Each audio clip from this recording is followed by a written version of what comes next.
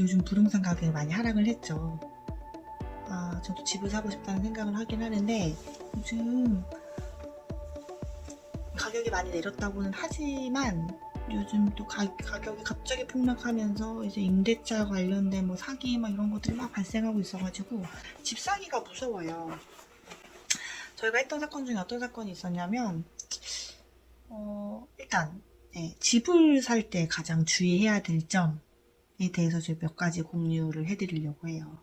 물론 이렇게 하나하나 다 따지다 보면은 집을 못 살 수도 있고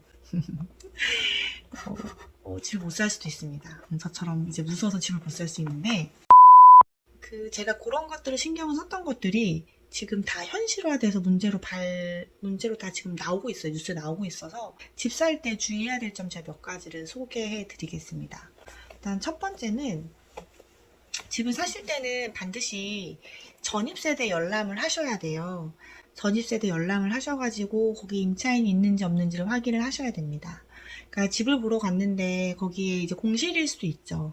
공실일 수도 있지만 어쨌든 이제 그 부분에 대해서는 나중에 뭐 대항력 관련해서 임차인이 뭐 짐이 있었네 없었네 뭐 옵션으로 있었던 짐이 이제 그 임차인이 퇴거하면서 두고 간 짐일 수도 있으니까 그리고 그 부분을 뭐 사진을 찍어두고 이제 남겨두지 않는 이상은 증거로 이제 하기 어렵기 때문에 반드시 이제 대항력 여부 확인하셔야 될 부분은 이제 전입세대 열람을 하셔서 거기에 이제 전입신고한 임차인이 있는지 없는지를 반드시 장부상으로 확인하실 필요가 있어요. 장부상에 전입세대가 등록된 사람이 없다라고 하면 대항력이 있는 임차인이 없는 거겠죠. 그 첫 번째 이제 반드시 전입세대 열람을 해야 된다. 전입세대 열람은 이제 집을 살 때 그 집을 팔려고 하는 그 매도인 동의가 있으면 전입세대 열람을 하실 수 있어요. 그래서 그 부분을 반드시 하셔야 됩니다.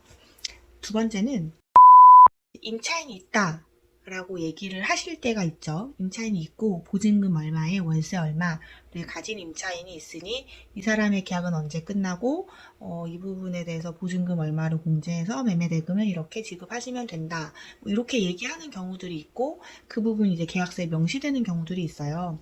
근데 매도인이 지금 살고 있는 사람과의 이제 임대차 계약서다라고 하시면서 임대차 계약서를 실제로 보여주시는 경우도 있죠. 근데 그 계약서가 위조된 것일 수도 있어요.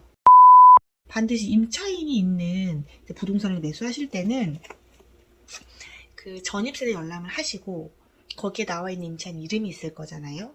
그러면 그 이름의 임차인을 만나서 얼굴로 확인을 하셔야 됩니다.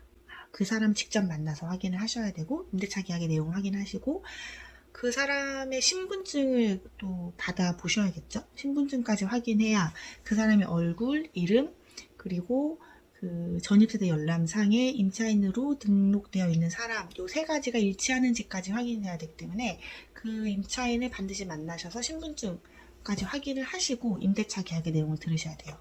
어떤 사건이 있었냐면 집을 사는데 이제 뭐 그 집이 보증금 3천만 원에 월세 한 80만 원이다 라고 얘기를 해서 그 임대차 계약서를 받아보고 임차인을 만나진 않았어요. 그 계약의 내용을 매매계약서에 작성을 했어요. 특약사항으로 넣어서 이 상태의 임차가 설정돼 있다라는 내용을 받아서 이제 매매계약을 체결을 했는데 알고 봤더니 그게 위조된 계약서였던 거예요. 그래서 임차인이 나중에 퇴거를 하면서 보증금 2억 내놔라 라고 소송이 들어오게 되는 거죠. 그러면 물론 이제 뭐 사기를 당했으니까 이 매매계약 취소하겠다라고 소송을 통해서 분쟁을 해결할 수는 있지만 뭐 그런 사건에 연루되고 싶어 하시는 분은 없잖아요. 반드시 그 매도인의 얘기만 듣고서 임대차 계약서를 확인하거나 임대차 내용을 확인해서는 안 된다. 부동산 시세 검색하는 방법 제가 알려드릴게요. 주택 같은 경우에는 이제 단독주택이나 빌라가 있고 그리고 아파트가 있는데 기본적으로 시세는 KB 부동산이라는 어플을 다운받으시면 거기에서 시세를 이제 검색을 하실 수 있어요. 거기에 이제 주소 같은 걸 입력을 하면 그 부동산 시세가 나오고 실거래가도 나오고 연도별로 매달별로 이제 산정된 시세가 나오거든요. 근데 KB 시세는 보통 이제 아파트에 대해서 나오고 그 빌라나 주택 같은 것들은 이제 빌라나 하우스머치라는 별도의 사이트가 있는데 그 사이트의 내용을 차용을 해서 나오는 경우가 있어요.